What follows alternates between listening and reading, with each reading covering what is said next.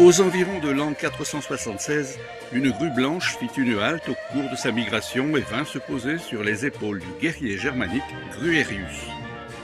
Quel heureux présage! Aussi il choisit cet oiseau pour décorer son blason. Ses armes sont depuis une grue d'argent sur champ de pourpre. C'est aussi l'emblème d'une douzaine de communes voisines de Gruyère. Gruyère n'était qu'un lieu de passage pour les grues. Elle n'y séjournait pas, on les comprend.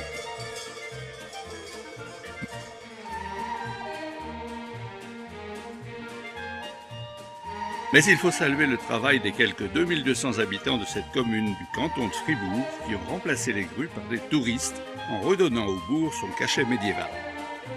Dans l'axe de la rue principale, le château du XIIIe siècle, ancienne résidence des comtes, est maintenant un musée présentant 8 siècles d'architecture, d'histoire et de culture régionale. Cette ancienne ville fortifiée est interdite aux voitures et son château est un des monuments les plus visités de Suisse.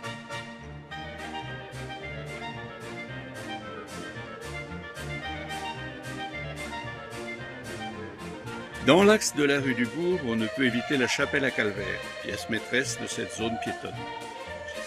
À droite, la rue de l'église mène à l'église Saint-Théodule, dont le clocher à bulbe baroque est typique du Saint-Empire romain germanique. Au début des années 70, les dentelières travaillaient pour le magasin de dentelle de Bulle, aujourd'hui disparu. Madame Marie-Thérèse Vial, présidente de l'association des dentelles de Gruyère, a démocratisé cet art. Aujourd'hui, on compte une cinquantaine de passionnés qui perpétuent cette tradition gruyérienne. Et voilà une très bonne idée dont nos élus locaux devraient s'inspirer pour réduire l'abstention aux élections. En fait, l'hôtel de ville, au 29 rue du Bourg, n'est qu'un hôtel. Le bâtiment de l'administration communale est un peu plus loin, au 33 de la même rue. Pas de vaches dans les champs en ces périodes touristiques.